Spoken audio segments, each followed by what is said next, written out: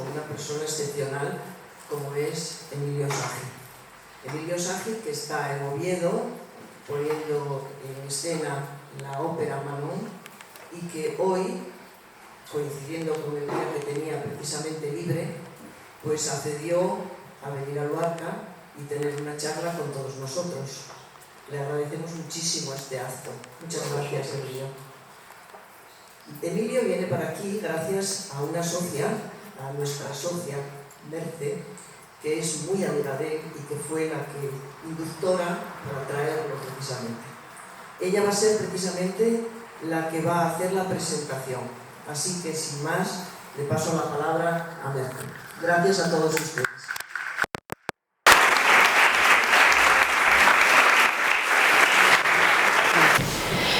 Bueno, muchas gracias, María Jesús, y buenas tardes a todos. En primer lugar, agradecer a la Junta Directiva de Viento del Norte que me haya propuesto el presentarles a Emilio Sagi Álvarez Rayón. Para mí es un honor y una gran responsabilidad, pues Emilio es una persona muy importante en mi vida, con quien he tenido la suerte de compartir muchas alegrías y alguna que otra pena. Es de esos amigos entrañables que llevas siempre en el corazón, aunque te separen miles de kilómetros, pero que en el reencuentro, con una mirada te lo dice todo. Como saben, Emilio Sagi nació en Oviedo, ciudad de la que es hijo predilecto, y no es de extrañar, porque si algo es Emilio, además de director de escena, es carballón y asturiano, condición que pregona allí donde va, se lo puedo asegurar. Doctor en Filosofía y Letras, fue profesor adjunto del Departamento de Literatura Inglesa y Norteamericana de la Universidad de Oviedo, pero su destino estaba fuera de las aulas. Hace mucho tiempo, demasiado, Berta, su madre, me contaba que con tan solo 4 o 5 años pidió un teatro a los Reyes Magos.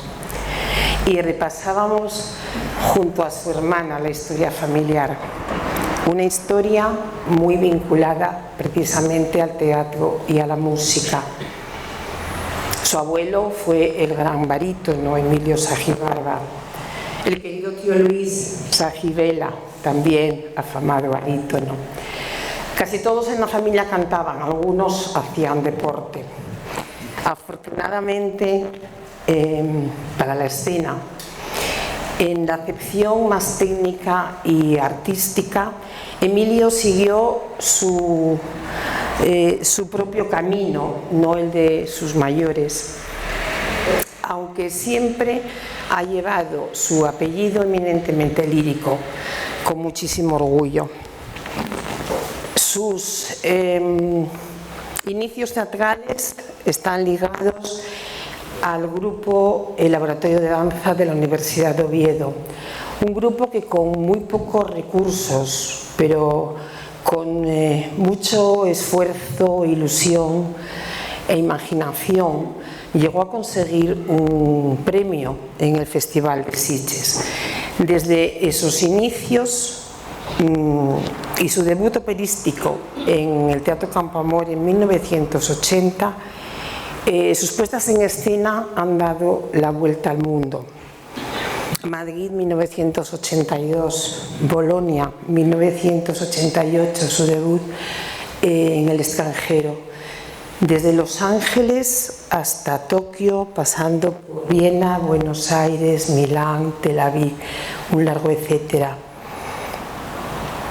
Sin duda alguna, Emilio Sagi se ha ganado un capítulo en la historia de la ópera y de la zarzuela, y así lo acreditan los numerosos premios recibidos, que no voy a mencionar, sería muy largo. Tan solo destacar que en el año 2020 el Gobierno de España le concedió la Medalla de Oro al Mérito en las Bellas Artes y Ópera 21 el premio a su trayectoria. Premio honorífico, a su trayectoria.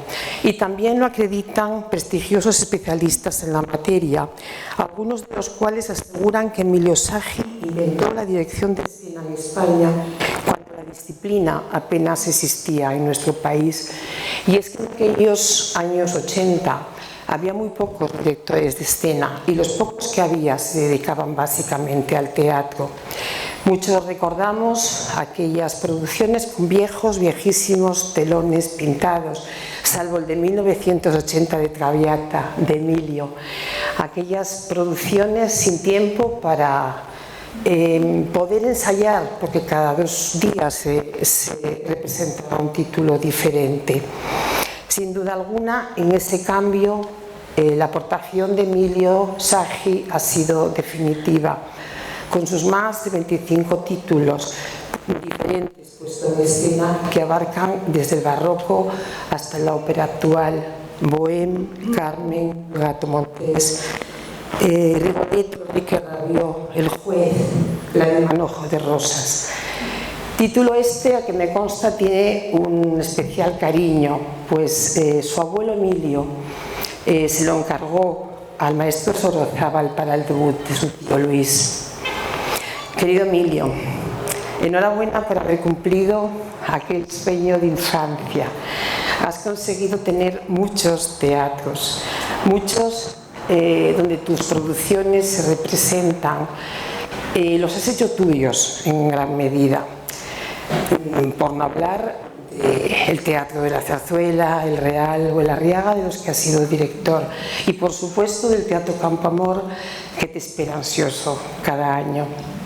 Maestro Saggi, en nombre de los amantes de la ópera y de la zarzuela, darte las gracias por lo mucho que nos haces disfrutar con tus cuidadísimas y elegantes puestas en escena y por no haber olvidado del todo tu faceta docente, aconsejando, apoyando y formando a las nuevas generaciones.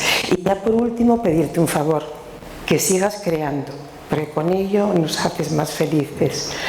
Un besín, Perla. Muchas gracias a todos.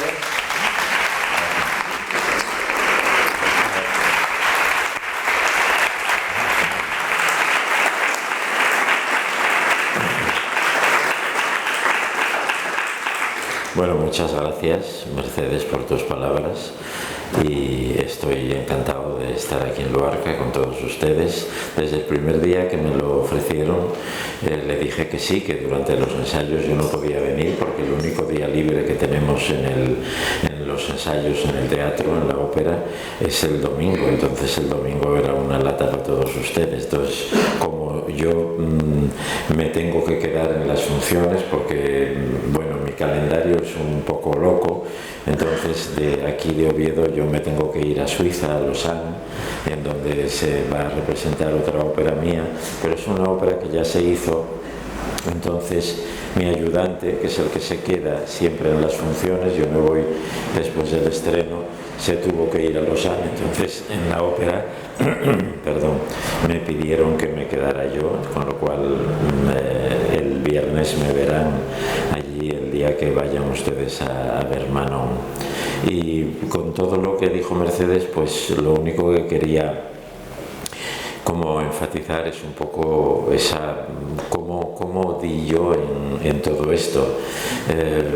Yo creo que en esta charla, no la llamo conferencia, yo, como decía ella, fui profesor de la Universidad de Literatura Inglesa y Norteamericana, y desde que salí de la facultad me dediqué al teatro. Entonces me es muy difícil tener la metodología propia de un profesor de universidad que yo fui. Me lío, hablo de una cosa, cuento una anécdota, vuelvo para atrás y vuelvo para adelante. Entonces no quería que se llamara conferencia, sino que fuera una charla, que yo les voy a contar un poco de mi profesión, de lo que yo hago, de cómo lo hago, ¿no? Y también, pues ya que Mercedes habló de mis comienzos, pues sí, yo nunca pensé que me iba a dedicar a esto. Yo estudié Filosofía y Letras y en la rama de Filología Inglesa y Norteamericana. y debido a pues mi currículum y cómo fue toda la carrera, pues se me ofreció la directora del departamento, la catedrático, la doctora Patricia Shaw, me ofreció quedar en el departamento y como profesor. Primero fui profesor ayudante, leí mi tesina y luego ella me ofreció dar clase. Yo daba clase de comentario de textos ingleses y norteamericanos, sobre todo clásicos, y luego de teatro norteamericano. Doña Patricia, que era una mujer muy inteligente, yo creo que ella veía que para donde yo iba no era la universidad, porque yo di un curso del doctorado sobre los sonetos de William Shakespeare y ella asistió a muchas clases y al final me dijo, bueno, eso que tú dices de Shakespeare, dice, está muy bien, es una cosa muy original, pero yo creo que te estás ya yendo para un lado que en la universidad va a ser complicado seguir en esto. Pero bueno, ella siempre me defendió, se emperró en que yo hiciera la tesis doctoral, cosa que hice, dirigida por ella y dirigida por el profesor, el catedrático de Historia de la Música de Oviedo, el profesor Emilio Casares, y fue la primera tesis interdisciplinar sobre música y literatura. La tesis era sobre las óperas óperas románticas basadas en la obra de Shakespeare, con lo cual lo que más incidía eran todas las tres óperas que escribió Verdi sobre Shakespeare, que es el Macbeth, Otelo y Falstaff, aunque hay otra ópera que Verdi quiso escribir, que fue el Rey Lear, basado en el Rey Lear, pero no la terminó de escribir. De hecho, muchas de las partes de la ópera La Forza del Destino son arias que estaban escritas por Verdi para este Rey Lear, que él nunca lo llegó a hacer. Y este inicio universitario me conformó mucho en mi manera de ver los textos y de ver una obra de teatro, que al fin y al cabo la ópera, hay un catedrático eminente de musicología que se llama Paul Henry Lang, que les recomiendo mucho un libro que se llama La experiencia de la ópera, que está publicado en castellano, y este hombre lo que dice es que la ópera que es un drama en música o una comedia en música, o sea, no solo música, sino un drama en música, comedia en música. Entonces todo esto me influyó mucho y también, como ella dice, mis comienzos en la universidad. Yo fui del coro de la universidad, yo cantaba bastante bien, lo que pasa que no debía de cantar suficientemente bien como para hacer carrera de cantante como la hicieron mi familia, mi abuelo y mi tío Sajibela, pero sí entré en una formación que se llamaba, como dijo Mercedes, el laboratorio de danza.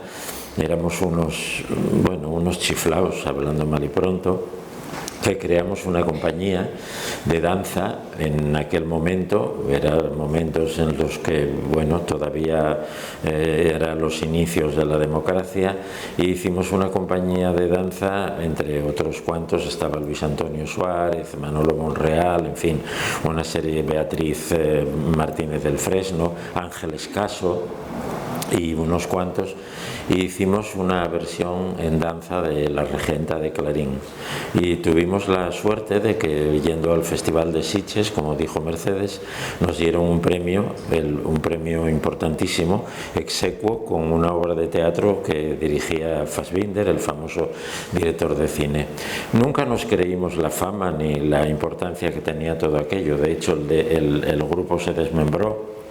Cada uno fuimos por nuestra parte, aunque seguimos siendo íntimos amigos, y los que no se fueron, porque hay algunos que se fueron, que desgraciadamente se murieron, y pues esto me formó mucho, me hizo ser autodidacta, aprender a buscar las razones de lo que yo quería hacer por mí mismo. Y así comenzó mi carrera. Yo empecé a ser ayudante en la Ópera de Oviedo. Primero, yo volví de Londres, yo tuve una beca del British Council para hacer la tesis doctoral en la Universidad de Londres, en Senate House. Estuve allí 2 años no consecutivos, en el 71-72 y en el 77-78, y leí la tesis en el año 80. después de haber sido ayudante unos cuantos, 2 años en la temporada de Ópera de Oviedo. De casualidad todo, yo creo que hay un escritor inglés que se llama Christopher Isherwood, que lo conocerán porque fue el que escribió la novela original en la que está basada la película Cabaret de Liza Minnelli. Y este hombre escribe una obra maravillosa que se llama El señor Norris cambia de trenes, ¿no?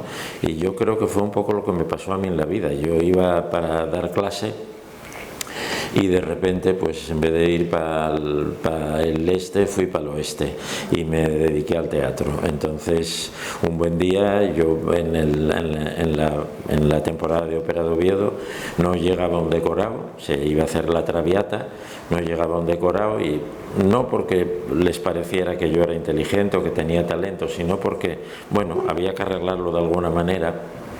Y me dijeron que sí quería yo dirigir esa Traviata, y junto con Julio Galán, otro amigo de Oviedo, desaparecido, muerto en el año 2003, escenógrafo, hicimos una Traviata que fue muy novedosa, que se habló mucho de ella, y automáticamente me pidieron que el año siguiente hiciera 2 óperas. Hice Macbeth de Verdi y Los pescadores de perlas de Bizet. Ahí conocí a cantantes muy importantes, a Juan Pons, conocí a Ángeles Gulín, trabajé con Alfredo Kraus, con Mariela de Vía, y fueron gente muy estupenda para mí, me ayudaron mucho, siempre hablaron bien de mí, y automáticamente después de esa temporada vino una persona del Ministerio de Cultura de Madrid, vio el Macbeth que yo había hecho y me pidieron que debutara en el Teatro de la Zarzuela en el año 82. Ahí debuté, hice Don Pasquale de Donizetti en el Teatro de la Zarzuela, y yo nunca esperaba que fuera un éxito tan grande. Fue un éxito tremendo, y a partir de ahí, en el año 83, hice una cosa con Plácido Domingo. Plácido Domingo me llevó a América, debuté en Los Ángeles, en fin, ya todo va uniéndose uno a otro, y ahí está mi carrera. Pero bueno, yo lo que vine a hablar es cómo es mi carrera, qué es lo que yo hago, ¿no? El director de escena, ¿qué es lo que hace?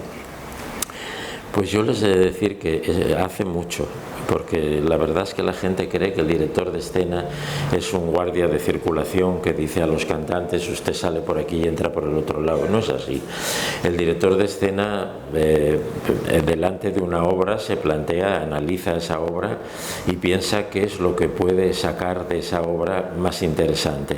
Las obras, como ustedes saben, las obras universales, ya las obras pues del siglo XVIII, del siglo XIX, pierden un poco de circunstancia, de las circunstancias de esa obra, porque son obras que se hicieron en un momento con unas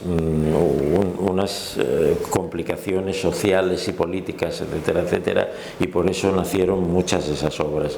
Entonces, yo lo que creo es que nosotros, los directores de escena, sí que tenemos que esa obra acercarla al público de hoy, Con esto no quiero decir poner a todo el mundo en vaqueros, no es eso, pero sí acercarla al público de hoy, que tenga algo en el cual el público de hoy se pueda identificar, y no solo en la belleza de la música, que la música normalmente siempre es bella, aunque hay óperas que también son un rollo, hay que decirlo todo, ¿no? Que tienen un aria final maravillosa, pero que 2 horas antes estás aguantando un peñazo espantoso. Esto también lo hay.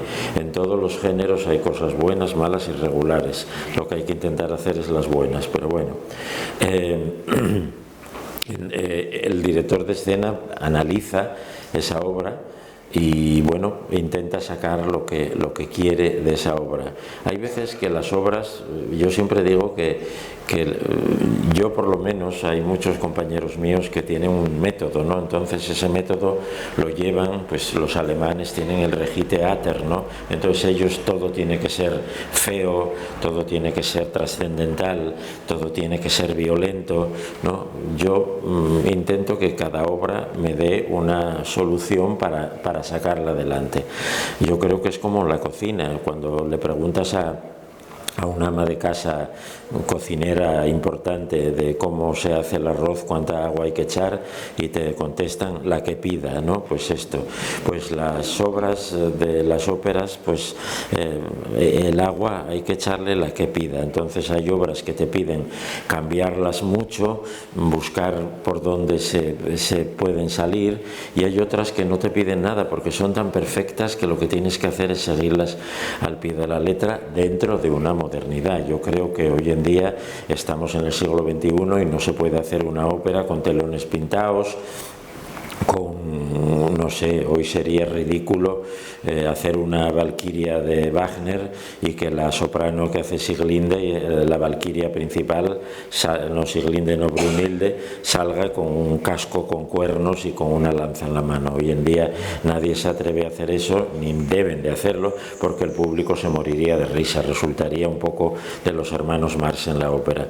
Entonces, yo creo que hay que hacer eso, ¿no? Simplemente buscar de cómo yo les voy a poner dos ejemplos, ¿no? Yo, por ejemplo, la ópera que van a ver el viernes, Manon de Massenet, es una ópera que yo quería hacer hace mucho tiempo. A mí me encanta la ópera francesa y quería hacerla. No me la habían ofrecido en ningún teatro. A mí los teatros por el mundo, y como decía Mercedes, pues voy y vengo y tal, y desde Japón a no sé dónde y tal y cual.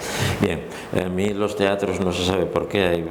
A nosotros hay veces que nos tienen un poco encasillados. A mí me piden siempre hacer comedia o temas españoles. Yo, Carmen, no sé cómo explicarles cuántas producciones hice de Carmen. Ya puedo yo hacer Carmen, lo único que me falta es saber tocar las castañuelas, pero por lo demás, vamos, la puedo hacer perfectamente. Hice como 7 producciones nuevas, y aparte que se repetían en Buenos Aires, en Roma, en Tokio, en tal. Entonces, y también hice Forza del Destino, nunca hice El Trovador, que es un tema español, tal, pero lo que más hago es bel canto, el bel canto del siglo XIX, ¿no? Que a mí me encanta, y comedia, mucho Rossini. Yo Rossini creo que lo hice todo, hasta las serias y sobre todo las cómicas, Barbero de Sevilla, muchas veces, Italiana en Alger, El Turco en Italia, lo voy a hacer ahora en Suiza. Y esta Manon yo tenía muchísima ganas de hacerla, y el día en que Oviedo y Tenerife y Santiago de Chile me ofrecieron hacerla en coproducción, pues fui muy feliz. Es una obra que ustedes cuando vayan verán que no tiene nada que ver con la ópera italiana. Es otro tipo de música, es un tipo de música muy decadente, muy dulce, muy francés, con una exquisitez tremenda, una exquisitez melódica tremenda, ¿no? Pero muy difícil, y muy difícil para los cantantes, porque así como en las óperas de Verdi la orquesta siempre te acompaña, en las óperas francesas, especialmente en esta Manon, la orquesta va por su lado y tú cantas por el otro, con lo cual no es nada fácil en muchos de los actos el plantearse cómo hacerlo, ¿no? Y yo, en el momento que me ofrecieron esta Manon, lo primero que hice, obviamente por eso les cuento mi método, pues fue leer la novela del Abate Prévost, que Manon Lescaut. En la novela del Abate Prévost yo había leído partes y tal, pero nunca me había, como yo tampoco estudié mucho la literatura francesa, nunca me había parado en ver. Me pareció un poco, muy interesante, pero un poco que al final quería darnos una moral a todos, una clase de moral, y a mí aquello no me gustó mucho, la verdad. Me pareció que él quería como que Manon se arrepentía de todas sus cosas y de todo lo que había hecho, y sí, Manon se arrepiente, pero de otra manera, no de una manera para que quedemos todos contentos, no es así. Y eso no me gustó mucho, pero luego vi, cuando leí el libreto en francés, vi que eso en el libreto casi no existía. Estoy seguro que Massenet, el compositor, quería sacar ese personaje de esa mujer que se quiere comer la vida como fuera, ¿no? Y que, como ella dice, qué maravilloso, que lo repiten muchas veces durante la función, que dice, qué maravilloso sería divertirse siempre, toda la vida, ¿no? Cuando ella ve a las tres digamos, prostitutas de alto standing que salen al principio, ¿no? Rosette, Jabot y no sé cómo se llama ahora la otra, Jabot, Rosette y Pousette. Exactamente, son las tres cortesanas, ¿no? Que viven, son entretenidas de señores ricos, ¿no? Y viven, tienen joyas, tal. Ella ve aquello, una mujer del pueblo que le mandan al convento. En esa época, mandaban mucha gente al convento cuando en los pueblos no tenían que darles que comer, las mandaban al convento para que por lo menos comieran en el convento. También se mandaban a muchos chicos al seminario para que estudiaran, porque no tenían dinero tampoco para que estudiaran. Entonces en el seminario estudiaban, luego ya veríamos lo que pasaba. Entonces yo en ese momento, cuando vi que la ópera me daba un campo importante para resaltar ese personaje femenino, me encantó y me puse a trabajar en ello. En primer lugar, me di cuenta que esa música francesa no me pedía, como lo del arroz, no me pedía cambiarla de época. Yo he cambiado de época muchas óperas y siempre hay muchos críticos que se meten cuando se cambia de época. Yo luego les explicaré por qué cambié de época y por qué hay muchas veces que se cambia de época. En cambio aquí, yo lo que me di cuenta es que esta música lo que pedía era ese mundo decadente, corrupto, inmoral, ¿no? El final del reinado de Luis XV y el principio de Luis XVI, ¿no? La corte francesa, la corte de Versalles, en el momento en que muere Luis XIV, empieza un derrotero moral increíble hacia el precipicio que llega hasta los últimos años de Luis XVI, cuando da pie a esa revolución, a la Revolución Francesa, ¿no?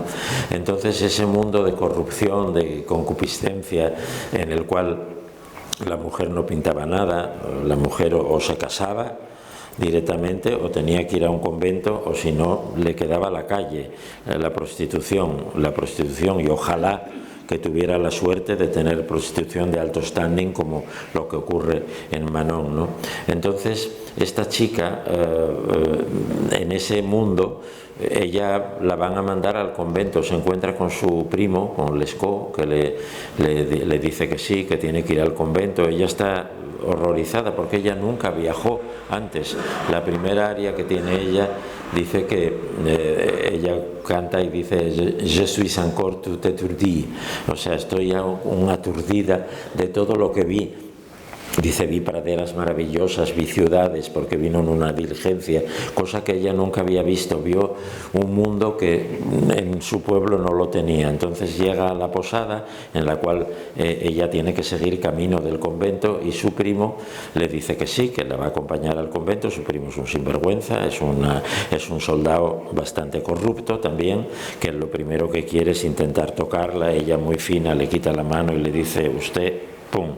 ¿No? Y ahí en esa posada se encuentra con un caballero, el Chevalier de Grieux, un caballero noble, un hombre noble, un estudiante, que no está muy de acuerdo con las directrices aristocráticas de su padre. Su padre es el conde de Grieux, un gran aristócrata francés, y este chico pues no está muy de acuerdo con su padre. Entonces se encuentran, hay un amor a primera vista, se enamoran, y en esa posada hay un momento que un caballero rico pretende a Manon, ¿no? Un caballero muy rico que lo primero que le dice, soy Guillot de Montfortin. Dice, tengo el bolsillo lleno de luises, o sea, muchísimo dinero. Dice, y le daré, como es una mujer inocente, porque el personaje Manon al principio es muy inocente, se muere de risa. Dice, qué hombre más divertido, nunca había oído una cosa tal, ¿no? Aparte lo ve con melena, con moño, como llevaban en la época, y queda un poco... pero le dice que hay un postillón, hay una diligencia que está esperando, y que si ella quiere que vaya después antes de que marche el coche para el siguiente destino, que vaya al postillón, que se meta en el coche y que él la estará esperando. Y dice, bueno, ya sabe usted, comprenderá usted lo que tiene usted que hacer después, ¿no? Y tal. Y ella se queda un poco así sorprendida, pero en el momento en que tiene ese flechazo amoroso con el caballero de Grue, ella le dice a él, dice, me está esperando una diligencia afuera, dice, huyamos juntos, porque el caballero lo que le dice es que es una barbaridad que ella se meta en un convento, una chica joven, bellísima, joven, que tiene toda la vida por delante, ¿no? Y entonces dice, huyamos juntos. Y así es, se van para París, cantan un dúo maravilloso que dice, nous vivrons à Paris, viviremos en París los dos juntos, unidos, encadenados. Ese es el final del primer acto. Pero resulta que en el segundo acto, el padre de este caballero decide que eso no puede ser, que él no puede estar viviendo una historia de amor sin legalidad en París, en un pisito que tienen y tal, y decide raptar a su hijo y se alía con el primo de ella y con un gran caballero, el caballero Monsieur de Bretigny. Monsieur de Bretigny es un hombre muy rico también, que pretende también a Manon, que vio a Manon en el primer acto. Entonces van a casa de ellos y mientras el Lescaut entretiene al caballero de Grue, al novio de ella, el Monsieur de Bretigny le dice a ella que van a venir a raptar a su amante por orden de su padre y que ella va a quedar sola. Dice, véngase usted conmigo, la haré ser la reina de la belleza, será rica, será famosa, tendrá todo lo que quiera, joyas, lo que quiera.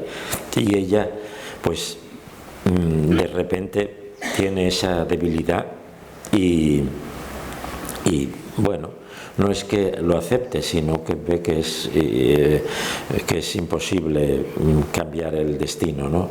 Hay un área maravillosa que tiene ella en el segundo acto que se dice adieu notre petite table, adiós nuestra mesa y tal, en la cual ella recuerda todos ese amor, ese cuelgue, porque yo creo que Manon y el caballero de Grue, aparte de estar enamorados, tienen un cuelgue físico total. De hecho, ya lo verán ustedes en la función, porque hay momentos de un apasionamiento impresionante. Y luego entra en una gran sociedad,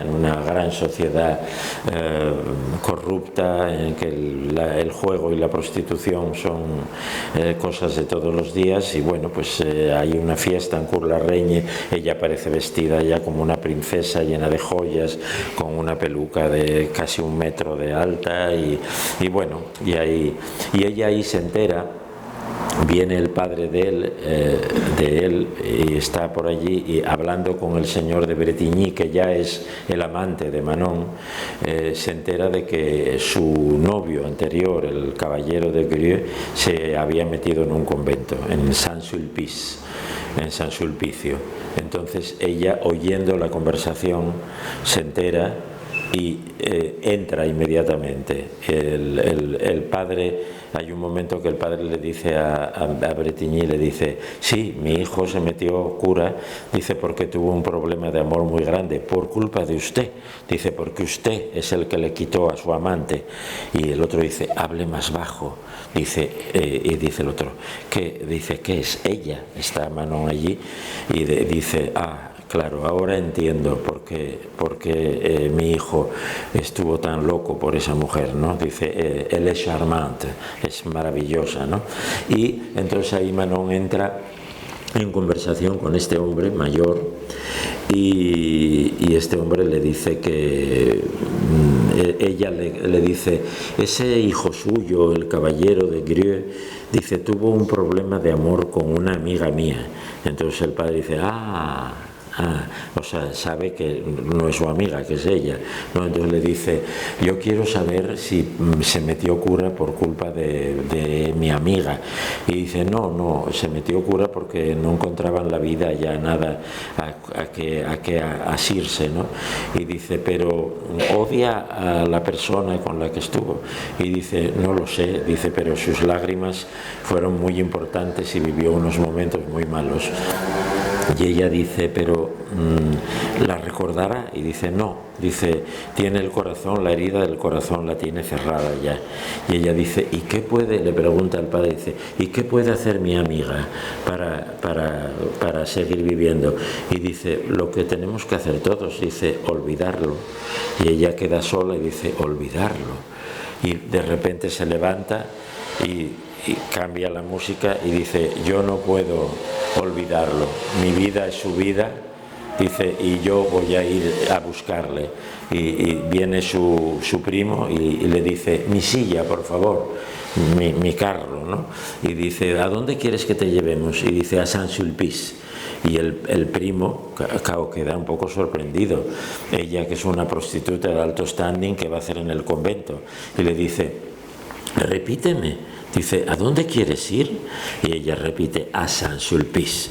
Y ahí es el descanso y automáticamente la segunda parte es en el convento, en donde ella parece hecha una reina, espectacular y muy sexy, y ella logra, pues de malas artes, y ya lo verán ustedes, es una escena muy tórrida, logra pues conquistar al caballero de Grieux y meterlo en el mundo de ella. Ella no quería perder ni el mundo de ella ni el amor, entonces lo mete en el mundo del juego, le hace jugar, y uno de los caballeros que al principio le ofrece el amor de ella quiere vengarse de ella porque fue con él y les acusa a la policía, y obviamente pues él es detenido, pero bueno, él al ser aristócrata no le pasa nada, y ella pues, como dice el personaje que los acusa, dice ya ella que la lleven donde llevan a las de su rango, ¿no? En ese momento las prostitutas condenadas por prostitución las mandaban a América a repoblar América, las metían en un barco y las dejaban en América, y allí se arreglaban, morían o lo que fuera, ¿no? Entonces ella, pues el caballero la quiere salvar y ella muere en el momento. Yo cambié algunas cosas, había una escena que ella va en una carreta, yo lo de la carreta no quería, en fin, bueno, ya lo verán ustedes, hice lo que creía oportuno, ¿no? Lo que creía oportuno, pero siempre buscando la exquisitez que tiene esta obra, la exquisitez, la decadencia. Es una ópera muy decadente, ¿no? Y por eso yo no quería cambiarla de época ni quería hacerla moderna. Muchísimos colegas míos esta ópera la hicieron en nuestros días, y les he de decir sin humildad alguna que no resulta, porque la música no da para eso, y tampoco resulta, no lo sé, todas las cosas que ocurren no resulta, y queda un poco desmembrada. Yo quería un poco plantear la estética de los cuadros de Fragonard, de Watteau. Hay un cuadro de Fragonard que se llama El Columpio, que seguro que lo conocen, que se está columpiando una señorita con un vestido rosa maravilloso, y hay dos caballeros escondidos en la maleza intentando, porque el vestido le abre y obviamente se ve y tal, y toda esa naturaleza que hay en el cuadro, que es como en una finca o algo así, es una naturaleza de mentira. Toda la pintura rococó francesa de Watteau y de Fragonard es una cosa muy mentirosa, muy decadente, ¿no? Muy del momento que se está viviendo en ese momento en Francia, ¿no?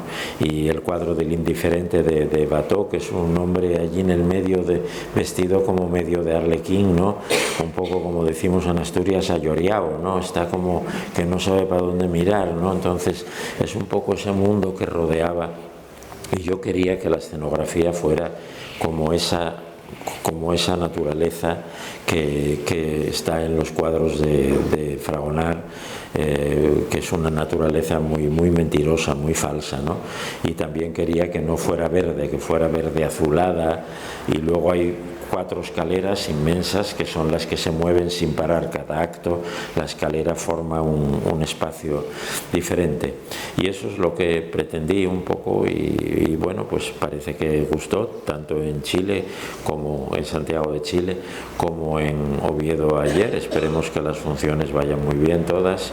Ayer fue un éxito rotundo, y bueno, pues un poco mi trabajo, pues yo, al ser el director, yo tengo a mi cargo un equipo artístico, un escenógrafo, una diseñadora o diseñador de vestidos, y una coreógrafa o coreógrafo en el momento que hay baile, y un diseñador de iluminación. Todos esos trabajan conmigo.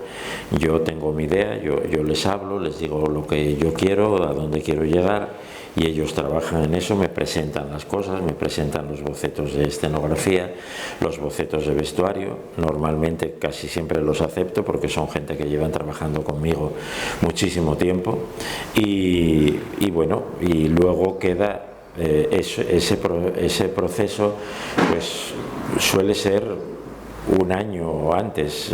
Mire, yo ahora, por ejemplo, estoy haciendo estoy haciendo un proyecto para la Ópera de Israel en Tel Aviv, que yo trabajé mucho allí, hice muchas cosas y tal, y estoy haciendo un proyecto para una nueva producción de Nabucco, que se estrena el 21 de marzo del 2025, y el proyecto lo presentamos este 3 de octubre, con lo cual figúrense la antelación con la que hay que montar todas estas cosas. Y luego, después de presentar el proyecto, pues se van los talleres empiezan a hacer el vestuario, o se compra. Cuando es vestuario contemporáneo se compra, cuando es vestuario histórico hay que hacerlo, obviamente, porque ya los teatros ya no quieren hacer como antes, que antes se alquilaba a Cornejo, o se alquilaban vestuarios que eran horrorosos, llenos de polvo, llenos de porquería, que olían mal, etcétera, etcétera. Ahora se hacen nuevos y luego quedan en la producción para las otras veces que se hace esa producción. Son vestuarios, cuando hay vestuarios de época, son vestuarios caros, como el de Manon. El vestuario es impresionante, es de un hombre que se llama Pablo Núñez, que es chileno, con ascendencia asturiana, tiene gracia, y es un vestuario maravilloso, tranquilamente se puede decir. Y luego ya queda el momento en el cual tienes que ir a trabajar con los cantantes, que eso suele ser un mes. Los ensayos suelen durar un mes antes del estreno se empieza a ensayar, y se empieza a ensayar primero en una sala de ensayos que tiene marcado el decorado, o si hay un decorado de mentira, si hay escaleras, se hacen unas escaleras de mentira, y entonces se suben y bajan y suben, y ahí se trabaja todo. Y no se trabaja solamente para dónde tienen que ir, sino es que se trabaja la idea. El director de escena antes no existía, o si existía era para decirle a alguien por dónde entraba y por dónde salía. Hoy en día hay que decir, aparte el cantante ya te lo pide, porque los cantantes son gente moderna, que aquello del divo, el divo insoportable, eso ya no existe. Aunque yo les he de decir que trabajé con divos cuando empecé, y nunca fueron ni insoportables ni tan tontos como la gente cree que son. O sea, siempre la gente cree que son más tontos y tal, cuando dicen la Calas, y yo no conocía la Calas, obviamente no soy tan mayor, aunque tengo edad, pero bueno, y tal, pero siempre dicen la Calas y la Teval, y se lleva muy mal. Yo creo que no se llevaba nada mal, lo que pasa que en aquella época no había publicidad, y claro, que tuvieran una pelea al salir de una pelea que igual era montada, para ellas les daba muchísima publicidad, seguro que se tenían, bueno, cierta inquina, y si tú hiciste tosca yo lo hago mejor que tú, etcétera, etcétera, pero no se lo dirían a la cara, sería una cosa que lo dirían con los amigos. Y yo trabajé con Alfredo Kraus, con Plácido Domingo, con Jaime Aregal, con José Carreras, con Montserrat Caballé, muchísimo. Montserrat Caballé a mí me fue la que me llevó al Teatro del Liceo. Yo debuté en el Teatro del Liceo gracias a ella. Ella dijo, no, yo vengo aquí si dirige Emilio Sagi, y fue mi debut en el Liceo en el año 88. Entonces, bueno, pues era gente, bueno, con sus manías, como todo el mundo, ¿no? Con sus manías, pero no eran gente tan insoportable como para lo que muchas veces los aficionados a la ópera, que hay muchas veces que los aficionados a la ópera, había una soprano, bueno, hay una soprano, vive todavía, muy amiga mía, a lo mejor alguno de ustedes la vio en la ópera de Oviedo, cantó bastantes veces, Raina Kabayvanska, es una soprano búlgara que vive en Italia, está casada con un hombre italiano, tiene nietos y tal, una mujer mayor, maravillosa absolutamente y tal. Y esa siempre somos muy amigos, nos hablamos mucho y ahora ya está retirada y tal. Y siempre me decía, los aficionados a la ópera, decía, sono talibani, decía, son talibanes, decía, un giorno ti amano, el giorno próximo ti detestano. Y ella estaba siempre, y ella era adorada por los aficionados a la ópera, la gritaban bravo nada más salir, vamos, sobre todo en Italia, ¿no? En Oviedo hizo Madama Butterfly y Adriana Lecouvreur, que yo dirigí esa Adriana Lecouvreur, y hizo eso, ¿no? Entonces, pues eso, este mundo es, y luego pues hay mucha gente que tal, oye, pero ayer en la función de ayer, ¿no? Tal, bueno, es que la soprano canta tirada, canta con la cabeza para abajo y tal, le haces hacer cosas, y dije, no, si la gente es normal, o sea, cantan como sea. Y aparte eso, una vez Plácido Domingo estábamos haciendo El Gato Montés, que yo la hice con él en muchísimos sitios, está grabada por él. Entonces tiene gracia porque los cantantes están desgañitándose con el humo y ves a 20 personas del público, están ¿qué dices? ¿Pero qué les pasará? Si el humo no pasa nada con el humo, ¿no? Dices, bueno, pues nada, oye, pues seguro que son más delicados que Javier Camarena y que Sonia Yoncheva, ¿no? Que cantan con humo, ¿no? Entonces, y luego lo que les digo un poco, pues el cambiar de época y el trabajar con otro tipo, esto que les expliqué es lo de Manon, pero no lo sé, yo por ejemplo les puedo poner no sé, yo La Bohème, por ejemplo, que es una ópera pues maravillosa y que yo hice solo una producción, pero esa producción va a todos los sitios. Ahora en mayo va a Tokio, o sea que es la producción de Oviedo que va a Tokio, fue a muchos sitios. Es una producción que viaja muchísimo y yo esa Bohème la quería acercar a nuestros días porque da la casualidad que mi generación, pues muchísimos amigos se murieron de SIDA, muchísimos.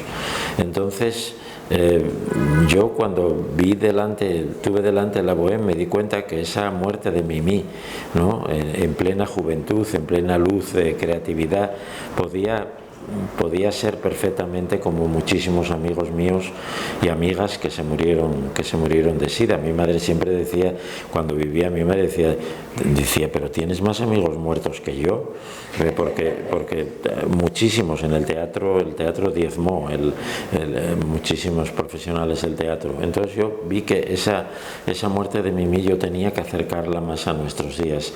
Entonces decidí que no acercarla a la contemporaneidad, no ahora actual, sino al siglo XX. Yo quería, y entonces la cambié de época un poco antes de mayo del 68 en París, porque me parecía que los valores morales de la juventud en ese momento eran muy parecidos al reinado de Luis Felipe, del rey Luis Felipe en Francia, ¿no?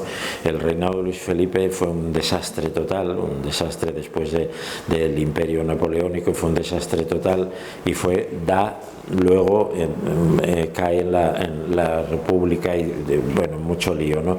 Es un reinado en el cual los jóvenes no tenían futuro absoluto y tal, y me parecía que la última parte de los años 60 da en mayo del 68, porque había muchísima gente universitaria y con grandes posibilidades que no veían que tenían esas posibilidades, que no iban a tenerlo. Entonces me parecía que esa época podía quedar perfectamente en Mimí, ¿no? Y bueno, pues Mimí muere de tuberculosis.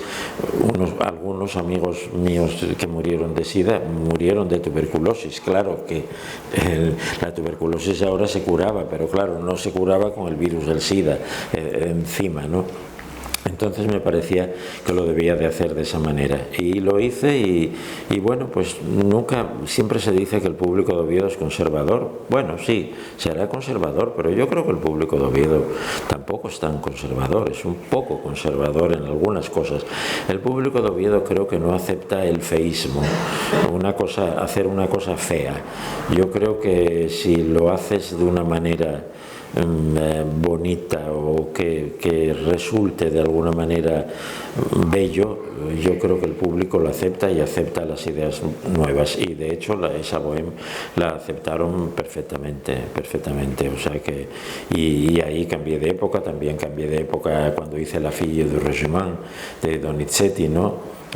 Una comedia francesa en la cual un ejército tiene una chica que la educan, y bueno, entonces eso me parecía que las guerras napoleónicas no tenían sentido y lo hice de otra manera, lo acerqué un poco, siendo un disparate también, pero bueno, yo soy muy aficionado a las películas musicales norteamericanas y hay muchísimas películas norteamericanas musicales en las cuales una enfermera del ejército es como la reina del regimiento, ¿no? Hay una película de Debbie Reynolds con la falda khaki, con el sombrerete y tal. Entonces decidí que la quería hacer al final de la Segunda Guerra Mundial, cuando los americanos van invadiendo Francia en un pueblo francés, ¿no? Entonces la llegada de los americanos a ese pueblo, todo el pueblo piensa que es los alemanes que todavía no marcharon, y al final llegan los americanos y todo cambia, etcétera, etcétera. Y bueno, ahí también cambié. Y muchísimas veces también, no sé, yo hago mucho bel canto, como les decía antes, y hay muchas veces que en el bel canto, si conocen partituras del bel canto, Lucia de Lammermoor, no sé, yo últimamente hice en el Teatro Real una obra muy complicada, Il Pirata, de Bellini, una obra, y la hice con dos grandísimos de la lírica, con Javier Camarena y con Sonia Yoncheva, que hoy en día es una de las sopranos, con Ana Netrebko y Nadine Sierra, son las tres, digamos, importantes, ¿no? Y me di cuenta que el argumento era que en primer lugar el título era horroroso, Il Pirata, porque habría gente del público que pensaban que iba a salir uno con el ojo tapado y la pata de palo, con lo cual aquello me horrorizó, ¿no? Y fue una producción que me la encargaron el Teatro Real y el Teatro de la Scala. Yo en la Scala, en Milán, había hecho zarzuela, había hecho Luisa Fernanda con Plácido Domingo en el papel principal, pero nunca había hecho ópera. Cuando vi que me lo encargaba la Scala, pues bueno, hay que ponerse los tirantes, ¿no?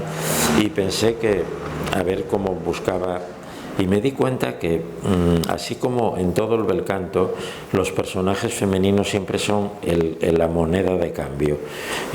Lucia de Lammermoor, Lucia, que está basada en una novela de Sir Walter Scott, que por cierto un literato inglés no muy bueno, lo que pasa que escribía muy bien novelas de aventuras, nada más. Entonces es un literato que no pasó a ser uno de los grandes novelistas ingleses como Thomas Hardy o como D.H. Lawrence, ¿no? Sino que quedó un poco en novelista de aventuras, ¿no? Escribió Ivanhoe, que lo conocerán, ¿no? Y Lucia Lammermoor está basado en una novela de Sir Walter Scott que se llama La novia de Lammermoor.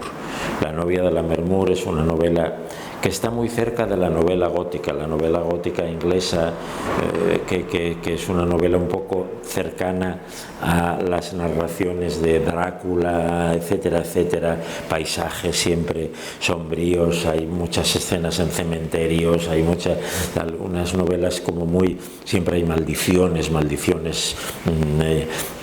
épicas, ¿no?, de las familias unas con otras, ¿no? Y en estas obras del bel canto, la mujer siempre, en Lucia de Lammermoor, en la novela de Sir Walter Scott, la madre de Lucy es Lucia luego en la ópera, la madre es un ser venenoso, terrible, que vende a la hija, la vende para tener el favor de la reina, ¿no? Entonces, Donizetti, cuando escribe la obra, no le interesa poner mal el personaje de la madre y cambia el libreto y pone al hermano. Lord Enrico es el personaje vil y terrible, que es el que vende a su hermana a un señor que no la quiere nada, ella tiene un novio, entonces la vende para tener el favor de la reina. Entonces esta mujer se encuentra en un mundo, su amado se fue a Francia a la guerra, no le escribe, que le escribe, pero el hermano le para las cartas y no tiene más remedio que casarse con este hombre, ¿no? Obviamente el día de la boda, en la noche de bodas, esta señora coge un cuchillo de la cocina y le cose a puñaladas al novio, ¿no? Entonces ella sale entera, llena de sangre por todos los lados y canta la famosa escena de la locura de Lucia de Lammermoor, que tiene fa sobre agudos, mis, en fin, todas las notas que uno quiera dar, y si quieren dar otra más, pues también se la permiten, porque pueden hacerlo. Entonces, bueno, una mujer que no tiene salida se vuelve loca por eso, ¿no? Pero en Lucia de Lammermoor, esta mujer, su amante, tienen un dúo de amor al principio y luego su amante se mata cuando ve que ella murió después de volverse loca, ¿no? Pero en El Pirata no. En El Pirata, el señor este, que es el que le llaman El Pirata, que es un hombre que está echado de la Sicilia, en el momento que llega la familia Anjou a Sicilia, expulsan a todos los italianizantes, digamos. Entonces este señor, que vive fuera, estaba enamorado de esta chica, de la Imogene, que es la protagonista femenina, y el gobernador en ese momento de Sicilia quiere casarse con ella y la amenaza, ella no quiere, y la amenaza con matar a su padre. Entonces al final se acaba casando con él y tal. Total, que este señor vuelve y en vez de, antes de preguntarle y de decirle nada, le arma un lío que para qué. Entonces ella, que vive completamente en un shock, tuvo que hacer de tripas corazón vivir con un señor que no quiere, tiene un hijo con ese señor que no quiere, luego llega el otro, la pone pingando, bueno, un lío. Es una mujer que desde el principio de la ópera vive en un constante horror, En Sicilia yo quería hacerlo en un sitio muchísimo más frío, muchísimo más triste, ¿no? Entonces ideé un mundo como de bosques muy así como que se ven por las ventanas, siempre muy sombrío todo, y con un vestuario maravilloso de Pepa Ojanguren, otra gran persona de mi equipo que también se murió de cáncer hace 3 años, que era una gran artista de hacer vestuario. Y bueno, hicimos eso, y yo lo que quería era que al final el área, que tiene otra área de locura, en esas obras del bel canto casi siempre la mujer o se mata o se vuelve loca. Como no tenía otra solución, pues es que esta mujer, ¿qué vamos a hacer con ella? Que se vuelva loca, ya está. Y aparte era una cosa que podía ser cierto en el momento. Y el final, yo lo que quería era que se viera que esa mujer le llevaba arrastrando un calvario desde el principio, un horror desde el principio. Entonces la escena final, o la escena de la locura, ella iba atada, llevaba atado aquí en los hombros un telón pues en el Teatro Real el escenario es inmenso, un telón de seda, una seda que se llama seta tempesta, que es una seda finísima, que es la que utilizan los magos, los que hacen esas cosas que sacan pañuelos 300 de la manga, es una seda que, un kilómetro de seda lo puedes poner así, es tal. Y claro, cuando cae maravilloso, porque cae. Y ella en la escena esa pues tenía un recitativo y desde el fondo del escenario va viniendo y va arrastrando el telón. Claro, la gente se da cuenta que va arrastrando un telón, lo que no saben es que era de Seta Tempesta. Podrían pensar que era de terciopelo, que no lo podría arrastrar entonces ella va arrastrando y había un momento de un forte de orquesta muy grande y ella tira del tal y cae todo el telón en el escenario y queda todo el escenario negro y ella queda tirada allí canta lo último y ahí muere, ¿no? Un poco todas estas cosas pues es lo que ocurre con mi trabajo. Yo no sé qué más contarles, les puedo contar muchas cosas, pero no sé si será ya aburrido. Prefiero que me pregunten las cosas que quieran y yo se los comento, ¿no? Siempre se dice que hay una cosa que dice mucha gente, ¿no? Así como que aficionados a la ópera, algunos mayores y tal, que los directores de escena que cambiamos todo y tal y cual. No cambiamos todo. Lo que pasa es que hay cosas, yo creo que en esta vida ni comemos igual que comíamos, ni vestimos igual que vestíamos, ni vivimos de la misma manera que vivíamos y pues no sé, es lo que nos toca. La gente que dice que el turrón del año pasado es mejor, dices, pero si ya no hay el del año pasado, hay el de este año. O sea, o comes el de este año o no comas turrón, ¿no? Y si no te gusta llevar, pues no sé, algo que se lleve mucho y tal y cual, no lo pongas, pero deja que quien quiera que se lo ponga, ¿no? O sea, y luego en el arte, pues yo creo que nada es sagrado, fíjese, yo les digo sinceramente, yo creo que el tiempo, el colador del arte es el tiempo. El tiempo es el que deja lo malo en el colador y pasa lo bueno. No hay que censurar nada. Yo creo que censurar al revés. Yo creo que muchas veces por censurar una cosa tiene muchísimo más éxito.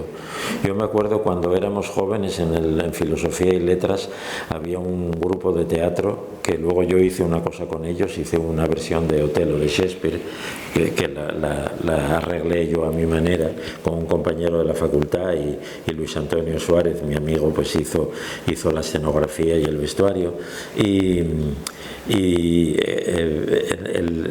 cuando esta gente tenía un colectivo se llamaba Margen y era un colectivo que bueno pues era bastante anti, digamos, de la dictadura y de tal. En aquella época hicieron una obra divertidísima que era criticando la alta sociedad de Oviedo y se llamaba De Vita Beata, De Vita Beata, y era genial, era absolutamente genial. Había un momento que había los mineros encerrados en la catedral que era de morir de risa, y luego salía una amiga nuestra que hacía de profesora de francés de un gran señor de Oviedo y era un hombre el que hacía de la profesora de francés, salía con una cosa de tremenda, era muy divertido, ¿no?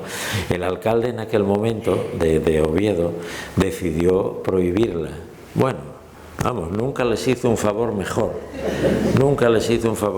vamos, se hizo famosísima, la tuvieron que desprohibir, se llenaba el Campoamor hasta General y tal. No hay nada mejor para alguien que te prohíban algo. Mira, cuando yo era director del Teatro Real, que fui 5 años, hicimos una Traviata, no la dirigía yo, la dirigía Pierluigi Pizzi y se hacían muchas funciones, estaban contratadas 3 sopranos.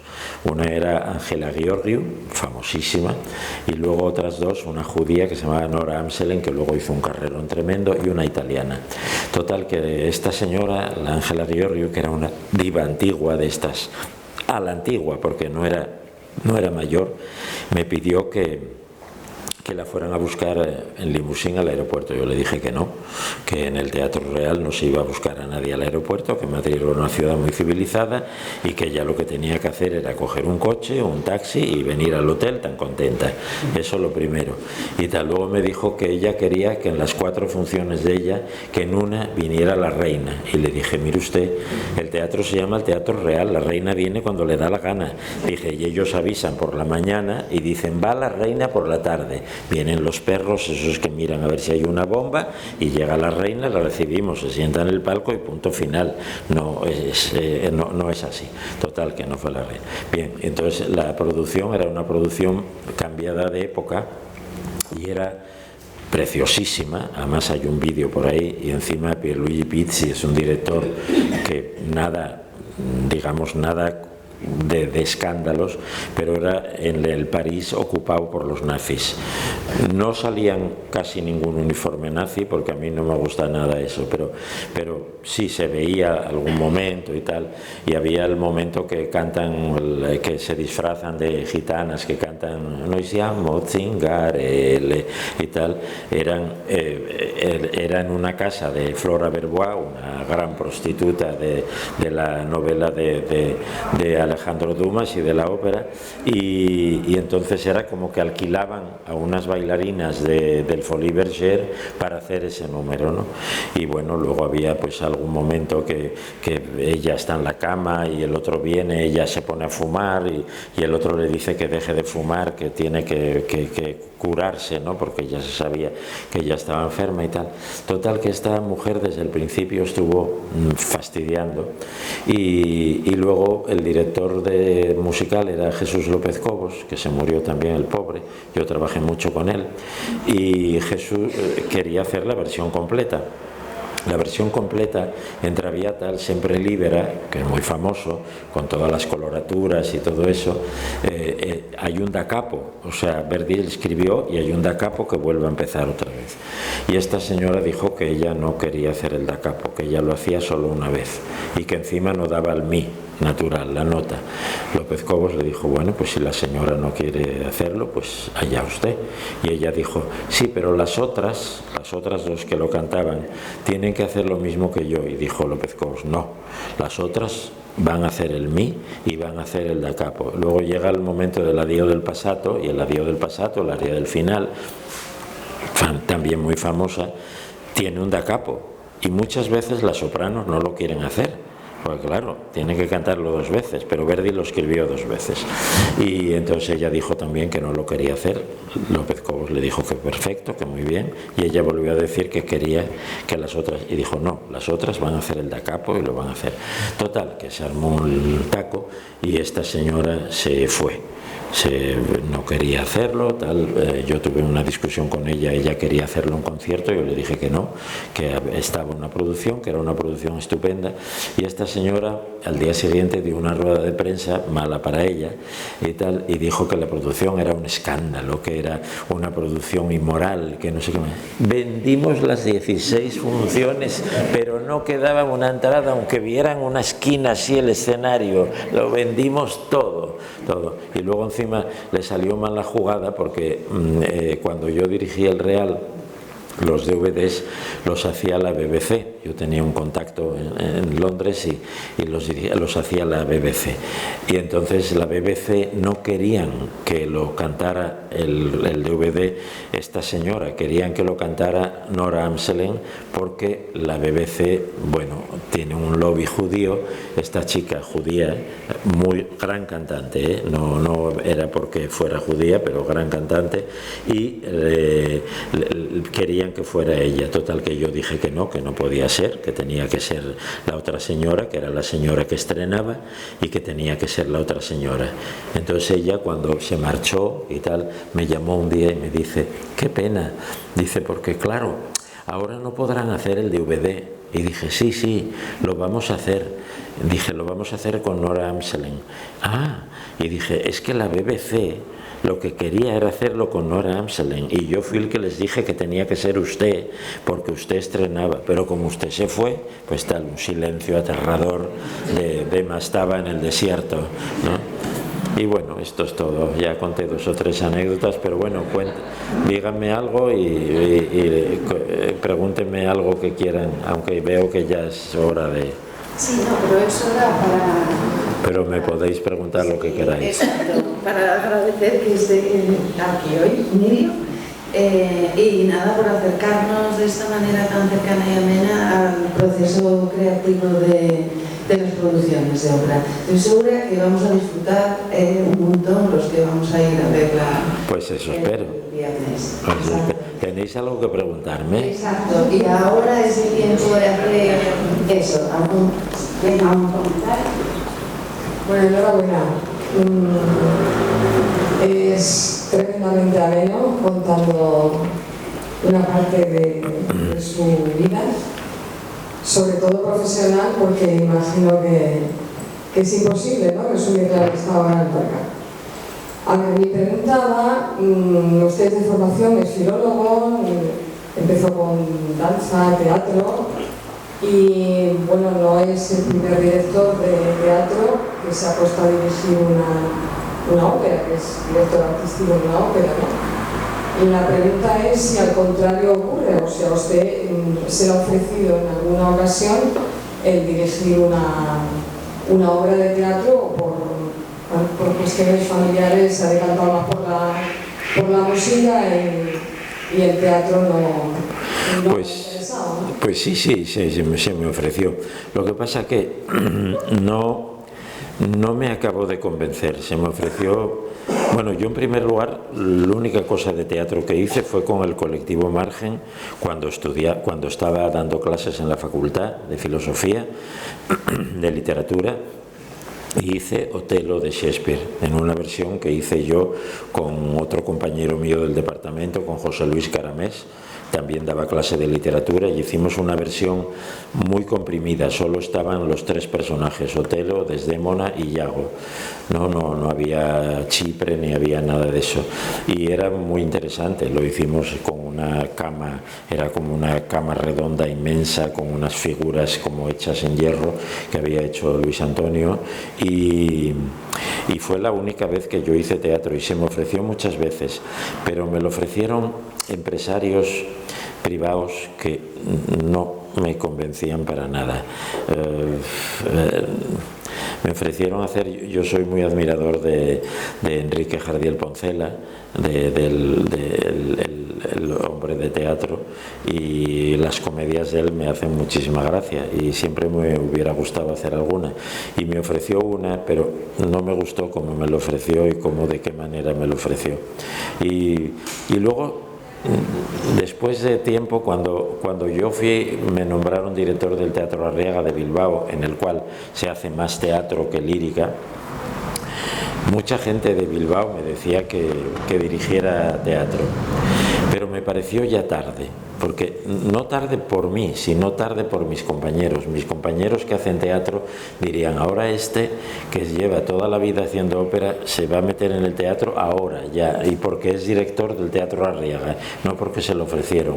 Entonces, no sé, a mí me hubiera encantado hacer un Lope de Vega. Me encanta Lope de Vega y me encanta el teatro. A mí me encanta una comedia de Lope de Vega, la Dama Boba, me parece maravillosa.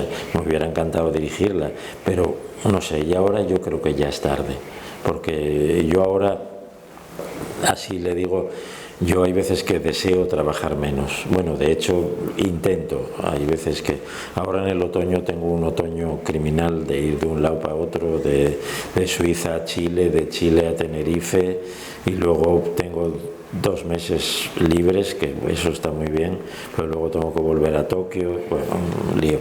Entonces llega un momento en que andar arrastrando la maleta ya te cansa, pero bueno, entonces quieres trabajar porque es mi mundo, y como dice Dalí en la canción Moi je vais mourir sur scène devant le projecteur, ¿no? Quiero morir en el escenario que me iluminen los proyectores, ¿no? Pues eso. Pero bueno, hasta que pueda sí que me gustaría trabajar, y hay muchos proyectos, tengo contratos hasta el 26, el 27, y hay veces que me da un poco de vértigo, ¿no? Decir, bueno, el 27, ¿cómo estaré con una silla de ruedas empujando, hecho un cascarrabias, pero bueno, todo puede ser. A ver, yo voy a usar un poco, voy a hacer dos preguntas. Vale. La primera es, estuve leyendo Acércalo, acércalo. Acércalos, que si no los oye. ¿Así? Sí. Así. No, leí algo sobre la presentación de Manon en el Campo Amor y, bueno, excelente, ¿no? O sea, que enhorabuena. Pero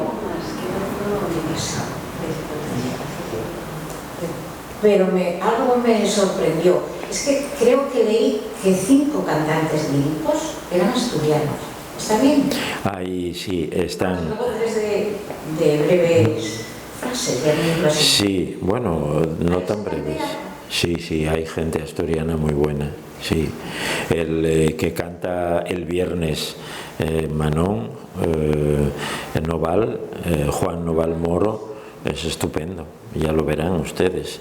Y luego las chicas, las 3 cortesanas, prostitutas, digamos, Pousset, Jabot y Rosette, son asturianas, las 3, Ana Nebot, María Eres y se llama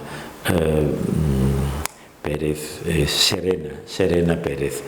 Y luego hay otro chico que hace el posadero, que canta poco, pero hace el posadero y hace el croupier del casino. El croupier del casino, en el personaje del croupier habla solo, porque en Manon se habla. La ópera francesa muchas veces hablan, no cantan solo, hablan también. Y tal. Sí, hay. Bandera lírica en Asturias. No, y hay gente que está haciendo una gran carrera, por ejemplo, Beatriz Díaz. Beatriz Díaz es una mujer que está haciendo carrera internacional ya. Sí, y ella es asturiana, es de por ahí, de la zona de Langreo, de por ahí. Y luego David Menéndez, el barítono, que es de Piedras Blancas, y también está haciendo una carrera importantísima. Y la segunda pregunta era, ¿cómo se recibe en el público no español, porque yo sé que usted con la zarzuela fuera de España? Uy, pues se recibe, son unos éxitos, pero ¿para qué le voy a contar? Pero vamos, impresionantes. Yo hice zarzuela en Los Ángeles, estoy diciéndoles sitios de no habla hispana, porque en los de habla hispana eso es un éxito. Yo hice, mi primera cosa que hice en Buenos Aires, yo hice en el Parque Centenario, que es un sitio que cabían 13.000 personas, hice la verbena de la Paloma, y aquello me parecía tan impresionante que en la escena de la mazurca yo pedí vestirme y con una amiga mía salimos a la escena de la mazurca a bailar la mazurca. Yo quería ver todo aquello que había delante y la gente canta, la zarzuela la cantan por América Latina. Bueno, al final, ¿para qué le voy a contar? ¡Viva España! Bueno, una cosa. Pero en los países de no habla hispana, por ejemplo en América del Norte, bueno, hay muchos hispanoparlantes, pero en Los Ángeles, los que estaban en el teatro, que era carísimo, por cierto, en la ópera de Los Ángeles, yo hice allí El Gato Montés, cantaba Plácido Domingo, y hice también Luisa Fernanda y también cantaba Plácido Domingo. Como se imaginarán, la entrada era muy cara, la gente que estaba allí no era de habla hispana y fue un éxito impresionante. Claro que también estaba Plácido Domingo, pero bueno, o sea, no lo sé. Pero por ejemplo en Tokio, que no estaba un gran cantante, era la compañía, yo fui con la compañía de la zarzuela, cuando fui director de la zarzuela, hicimos en Tokio, en el Teatro Nisei, hicimos El Gato Montés, y vamos, un éxito tremendo. Lo que pasa es que ellos no aplauden nada más que al final, están allí con la mascarilla, porque en Japón la mascarilla ya la llevaban hace 30 años, ellos ya, antes del COVID ya estaban ellos ya con mascarilla, y aplaudían, y vino el hijo del emperador, el que hoy es emperador, el príncipe Naruhito, y nos invitó a mí y al maestro y a la soprano y al tenor, nos invitó a tomar el té al Palacio Real. Sí, a mí mí lo que más me asombró, le he de decir que el emperador llevaba un swatch de plástico. Yo estaba mirando el swatch de plástico y yo decía, no puede ser que el emperador de Japón lleve un swatch de plástico gris, además, ¿eh? No era nada bonito, una cosa gris como fea y tal. Yo dije, el emperador del Japón, que para entrar en el Palacio Imperial hay que pasar 30 puentes, 8 guardias, otro río, otro tal, y luego llegas a un sitio que te meten como en un sitio pequeño y de repente abren las dos puertas y aparece él con ella y venga, venga. Nos dieron un té y 3 canapés y ala, para casa. Otra vez. Pero bueno, el caso es que él fue a ver la zarzuela. O sea que era lo importante. Pero sí, tiene un éxito tremendo. En Roma hicimos, en el Teatro de la Ópera, hicimos la del Manojo de Rosas. ¿Y qué le voy a contar? En París la del Manojo de Rosas fue un éxito tremendo. Hicimos la del Manojo de Rosas en el Teatro del Odeón. Y luego en el Teatro de Châtelet yo hice La Generala y también un éxito tremendo, ¿no? La zarzuela, yo trabajé mucho con el maestro Ricardo Muti y el maestro Ricardo Muti una vez vino a la zarzuela y a ver la del Manojo de Rosas y estuvo solo la mitad porque tenía, no sé, algo, una cena o no sé qué.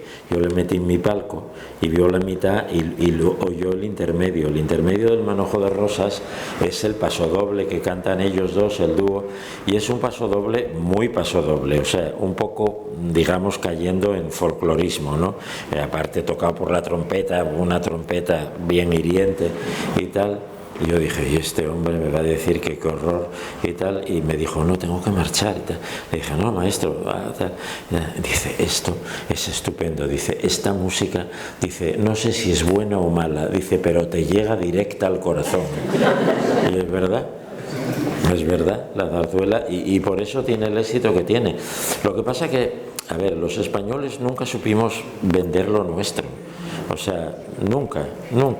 Entonces, los franceses y los vieneses vendieron su opereta. La opereta vienesa, Die Fledermaus, La Viuda Alegre, El Conde de Luxemburgo, todas estas operetas que son preciosas. Yo hice La Viuda Alegre, pero, a ver, no tienen nada que... La zarzuela española no tiene nada que envidiar. Doña Francisquita es mucho mejor que La Viuda Alegre y que El Murciélago. Lo que pasa es que los españoles nunca supimos envolverla bien. O sea, porque ellos, los franceses y los austríacos, la envolvían, la cuidaban, metían dinero en las puestas en escena. Aquí en España la zarzuela se hacía como fuera. El caso era que la gente oyera lo que se cantaba. No importaba que la soprano, que era una chica de 20 años, tuviera 58. La guapa del barrio de Madrid, la del Manojo de Rosas, una mujer que ni era guapa ni era joven, y dices, pero ¿cómo vamos a ver? No, eso no puede ser. Es como hoy en día una mujer un poco rellenita no puede hacer la Traviata, es una mujer tuberculosa. Y dices, ¿cómo que es tuberculosa? Mira qué hermosa está, ¿no? Yo hice una vez una obra en Santiago de Chile, El Balo y Máscara, que seguro que la conocen, ¿no? Y la soprano era una americana maravillosa, cantaba estupendo, no le voy a decir el nombre, famosa, muy gorda y tal. Yo nunca dije que no a nadie, y aparte yo trabajé mucho con la Caballé, con lo cual imagínense. Pero la Caballé era una mujer listísima y muy ágil. Y esta mujer... pues tal, hay un momento en El Balo y Máscara que ella va velada y aparece el marido de ella y ella está buscando una hierba justamente para olvidarse de quien ella está enamorada, que es del barítono, ¿no? Entonces el barítono aparece en el sitio ese que ella está buscando la hierba, que se encuentra con que no es amante, es un enamorado, pero no es su amante, ¿no? Entonces ella sigue velada y el barítono con otros compañeros que quieren quitar a ese gobernador o a ese rey, porque El Balo y Máscara se pueden hacer dos versiones, la de Suecia, que es el rey de Suecia, que era como lo escribió Verdi, pero luego la censura le prohibió que se matara a un rey en el escenario, entonces lo cambió al gobernador de Boston y entonces se desarrolla en Boston. Entonces hay un momento que los amigos y él, como porque el tenor no quiere que ella se desvele, ¿no? Y el barítono, que la que está velada es su mujer, y dicen qué raro esto, esta mujer, tal, quién será, quién no será, y tal y cual. Y yo siempre decía, el barítono es medio tonto, dice, porque vamos, una mujer tan gorda seguro que no la encuentra en el pueblo, es la mujer de él, ¿no? Porque era una mujer inmensa. Y ellos cantan una cosa, dicen, questo bacano, un caso strano, e si comenta per la città, dicen, no se comenta de que es la otra antes de que se quite el velo, porque se lo quita luego, pero tal, ¿no? Entonces, no lo sé, son de esas cosas. Y entonces en la zarzuela hubo momentos que no se cuidó nada de eso. Ahora sí, ahora se cuida, y ahora yo espero que algún día, no sé si lo veré, pero que doña Francisquita o Luisa Fernanda pues se hagan en un teatro. Luisa Fernanda se hizo en la Scala de Milán con un éxito tremendo. Claro que cantaba Plácido Domingo, todo hay que decirlo, ¿no? En sus momentos de mayor gloria, ¿no? Entonces, pues, pero yo creo que con unos buenos cantantes y con una buena puesta en escena, con un decorado digno, no con una cosa casposa, pues yo creo que tal. Y luego revisando un poco los libretos, yo creo que es importante revisar los libretos de zarzuela. Los libretos de zarzuela hay muchas veces que adolecen de una pesadez impresionante. Yo hice una zarzuela que seguro que la conocerán, La Parranda, que es una que se desarrolla en Murcia, en el campo. Es muy famoso el canto a Murcia, ¿no? Y tal, en la huerta del Segura, donde viene, pues eso.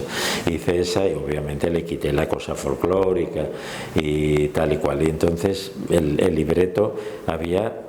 Yo cuando vi el libreto, de repente veo que hay 5 páginas de libreto de un señor alabando la cerámica murciana, encima en verso, pero no en verso de Garcilaso de la Vega, en verso malo, ripioso. Yo dije, ¿pero esto qué es? Esto hay que quitarlo inmediatamente, esto ras, taché, y le quité. Hay que hacer lifting, hay cosas que hay que hacer lifting, que no se puede, ¿no? En la del manojo de rosas yo también quité, hay un personaje que era la portera de la casa, que se llama La Fisga y tal, tiene un diálogo tremendo, una cosa horrorosa, vulgar, como la vida misma, una cosa espantosa. Yo dije esto, y toda la gente de los cómicos, ¿no? Pues eso a la gente le gustaba mucho. Dije, será en aquella época cuando lo estrenó mi tío Luis, porque esa zarzuela la escribió Sorozábal para mi tío Luis. Pero ahora tienes un personaje, la portera, diciendo tonterías y tal. Bueno, y a mí me encargaron, ahora fíjese usted, ustedes, una cosa que me encargaron para el año 26, es una revista. Yo hice ya revista, pero es una revista muy... Y tengo que pensar qué voy a hacer, porque el texto es infumable hoy en día, infumable. Pero ya no le digo por lo del feminismo y el Me Too y todo esto, que no es así, pero es infumable, es de una zafiedad, los chistes, de una zafiedad sexual horrible, bueno, es una cosa espantosa. Lo que pasa que la música es tan maravillosa que, bueno, me apetece mucho hacerla. Y bueno, ya veremos lo que sale. Pero bueno, queda mucho tiempo, es en el año 26. Pero no digo nada porque los teatros se enfadan mucho cuando se adelantan las cosas. Bueno, perdón por contarles tantas anécdotas, pero si quieren alguna pregunta más. ¿Hay algún comentario, alguna cuestión más? Creo que no.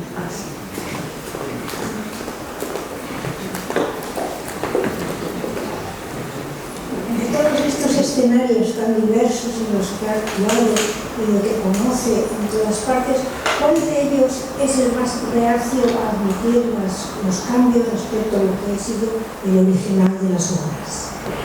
Pues yo le digo que casi ninguno ahora. Hay veces donde era más complicado siempre era en Italia, pero ya no es así. Pero normalmente, bueno, puedes tener gente en contra que no te aplauden o que te abuchean, pero no lo sé. No, ya no hay. Normalmente los públicos les puede no gustar y hay parte del público que no le guste y entonces no te aplauden mucho o tal. Y luego la crítica, pues bueno, la crítica es la crítica. Yo la crítica pues intento no fiarme mucho de ella porque tan pronto te ponen bien como te ponen mal. Entonces hay veces que tú piensas que hiciste una cosa maravillosa y te ponen verde. En cambio hay veces que dices, bueno, qué mal me salió esto, y dicen que eres un genio, qué tal y qué cual. O sea que no lo sé. O te dicen que cuando yo estrené Luisa Fernanda en Madrid, me dijeron muchísimos críticos, esto es una cosa que no es castiza y tal, y no va a tener nada de éxito internacional, que es lo que pretende Emilio Sagi. Tuvo un éxito internacional impresionante, vamos, se hizo en medio mundo y todavía quieren hacerlo en más sitios, o sea que por eso digo que, pero yo creo que no.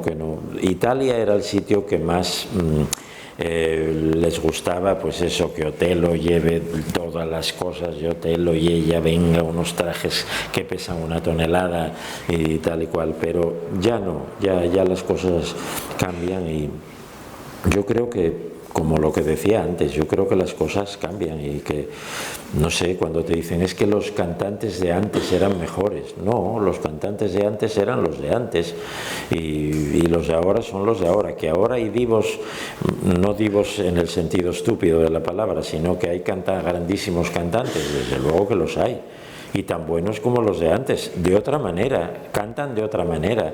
Antes se cantaba, no importaba el estilo, hoy en día sí importa el estilo, hoy en día el bel canto no se puede cantar a la brava, como se cantaba antes en los años 50, el bel canto lo cantaba Giuseppe Di Stefano, lo cantaba gente que cantaban los tenores a la brava. Hoy en día el bel canto hay que cantarlo con todas las de la ley. El barroco se cantaba de otra manera, hoy en día el barroco tienes que tener la voz sin vibrato, no sé, las cosas.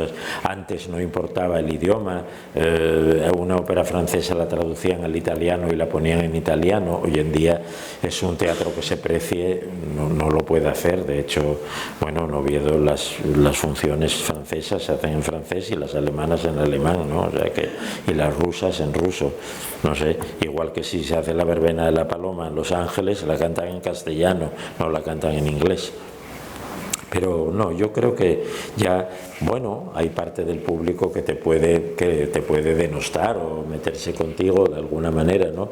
Esto de la parranda que les cuento, cuando se hizo en Madrid, tuvo muchísimas funciones, tuvo mucho éxito, y luego la quisieron llevar, yo ya no era director del Teatro de la Zarzuela, la quisieron llevar a Murcia, y entonces en Murcia, claro, los murcianos lo que querían ver era como si aquí haces una zarzuela asturiana y que salgan de llaniscas, ¿no? Y entonces hubo un señor, cuando acaba la primera parte, antes del descanso, desde arriba, dijo: ¿dónde están los trajes de murcianas? Que yo no había puesto ni uno, claro. Yo no quería que saliera ninguna vestida de murciana, yo quería que salieran del pueblo. La gente no va vestida de aquí en Asturias, ni en el siglo XIX tampoco. Llevaban una falda y una blusa y a lo mejor un dengue, porque no tenían otra cosa. Y las que tenían más dinero llevarían una chaqueta. No es ese uniforme y desde luego no con la pasamanería y todo eso. Eso era para una fiesta. Todo se recrea, ¿no?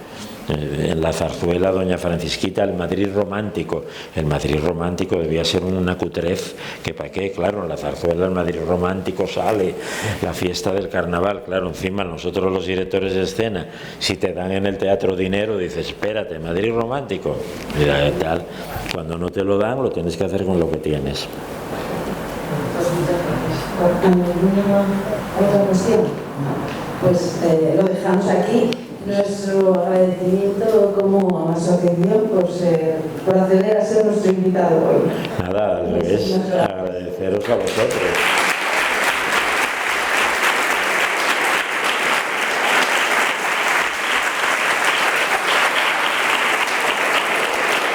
Y sobre todo por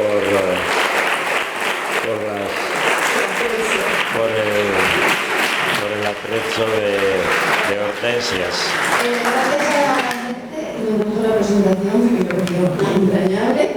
Y gracias por su asistencia a todos nuestros socios y a los que no lo son. Antes de marchar, quería simplemente recordar las próximas actividades del Interior Norte. Las dos siguientes, bueno, vamos a ir a ver el viernes a Oviedo y después tenemos una cultural el 23 y el 24 de septiembre a Románico de Valencia y a Casaca.